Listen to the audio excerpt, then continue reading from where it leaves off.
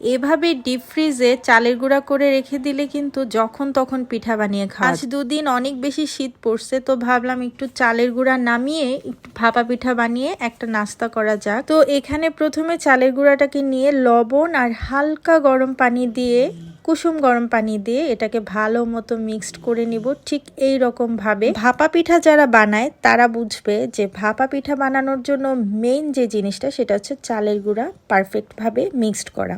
আর এখানে আমি চালের গুঁড়াটাকে মিক্সড করার পর চালনি দিয়ে চেলে নিয়েছি।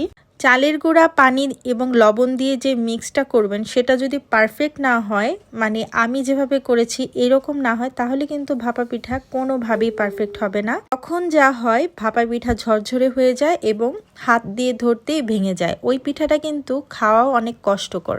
সত্যি বলতে এই ভাপা পিঠা আমি নিজের মতো এক্সপেরিমেন্ট করে তারপর কয়েকবার বানানোর পরেই কিন্তু পারফেক্ট হয়েছে।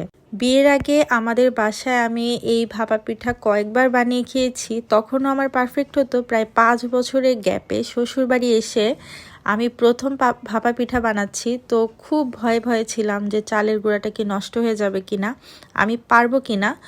তো না, আলহামদুলিল্লাহ আমার এবারে ভাপা পিঠাটাও খুব পারফেক্ট হয়েছে। তো এখানে ভাপা পিঠা আমি ভাপে দেওয়ার জন্য ছোট্ট একটা বাটি নিয়েছি, এর মধ্যে চালের গুঁড়া দিয়ে তারপরে দিয়েছি গুড়, খেজুরের গুড়, অরিজিনাল খেজুরের গুড়টা দিয়েছি। তারপরে দিলাম আবার চালের গুঁড়া এবং উপরে কিছুটা নারকেল দিয়ে তার উপরে দিয়েছি গুঁড়া দুধ। এভাবে গুঁড়া দুধ দিয়ে একবার ভাপা পিঠা বানিয়ে দেখবেন, খেতে কিন্তু অনেক বেশি টেস্ট লাগে। মানে ভাপা পিঠা নর্মালি যতটা মজা, এভাবে বানালে আরও অনেক বেশি টেস্টি হয়। অরিজিনাল খেজুরের গুড় যদি হয় আর এইভাবে যদি পিঠা বানান, এক বসায় কয়েকটা পিঠা খেয়ে ফেলতে পারবেন।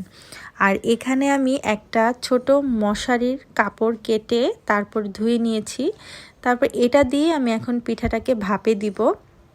আগে ভাবতাম ভাপা পিঠা বানানো অনেক বেশি কঠিন, তারপর ভাপা পিঠা বানানোর জন্য এক্সট্রা করে পাতিল লাগবে, এক্সট্রা মানে এক ধরনের পাতিল আছে না, ভিতরে ছোট ছোট মানে ফুটা করা থাকে, এর মধ্য থেকে ভাপটা বের হয়, ওই রকম ছিদ্রযুক্ত পাতিল লাগবে। তারপরে আরও কত কিছু মাথায় আসতো, যার জন্য তখন সাহস করে ভাপা পিঠা বানানো হতো না। এখন আমার কাছে মনে হয় ভাপা পিঠা বানানো অনেক বেশি ইজি, এত কিছু লাগে না।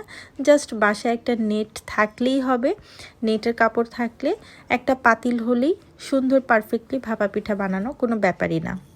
তো এই হলো আমার ভাপা পিঠা। আর ভাপা পিঠা অনেক গরম ছিল, আমি তাই ভেঙে দেখাতে পারছিলাম না, এতটাই মজা আর এতটাই সফট হয়েছিল।